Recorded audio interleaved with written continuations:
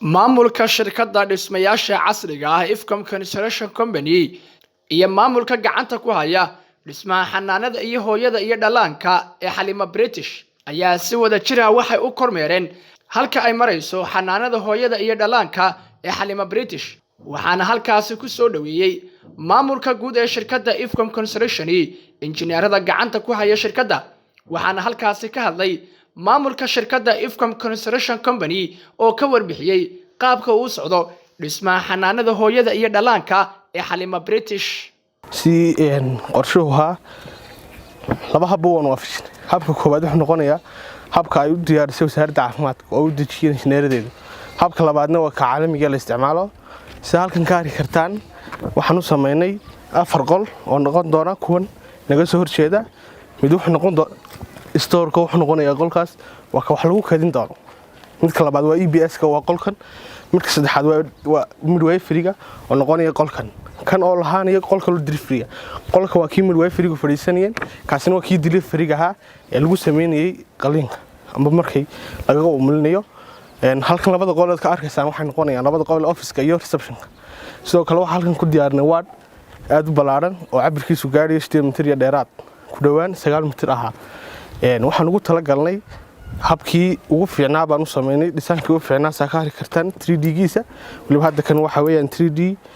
waxa halkaasi hadallo mahadnaqa ka jeediyay odayaasha iyo maamulka gacanta ku haya xanaanada hooyada iyo dhalaanka ee Xalima British waxaana maamulka shirkadda Ifcom Construction Company ay uga mahadnaqeen qaabka ay u wado shirkaddu dhismaha xanaanada hooyada iyo dhalaanka halkani kulli maanta waxaanu u nimidoon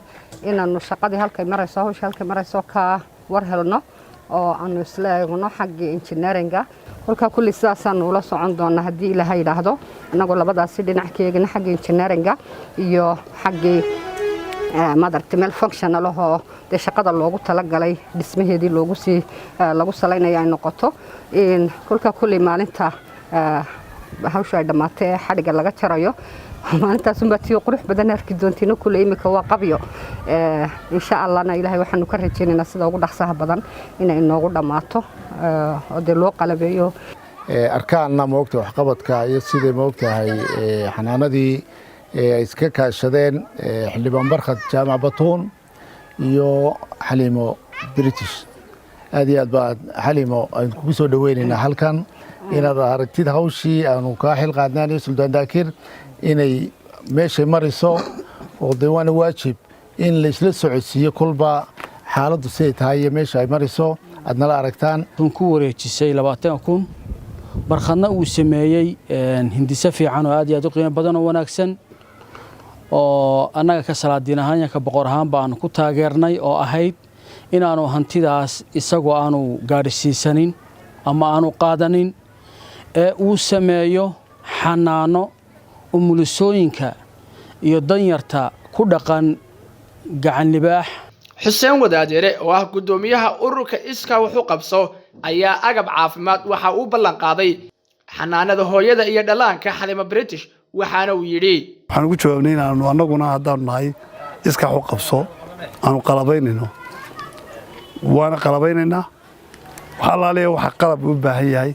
annaga waa soo dhigaynaa insha Allah bismillaah kariim waxaan mataqaanaa sarraha al container marka soo diri doonaa dalka Sweden insha Allah wuxuu iman doonaa sanadka soo socda iman doonaa isku marba dhimaan doonaa insha Allah shirkadda dhismayaasha casriga Ifcom ayaa ka mid ah shirkadaha ugu casrisan dhanka dhismaha ee Soomaaliland Cabdiraxmaan Ordogan telefishinka nabad Hargeysa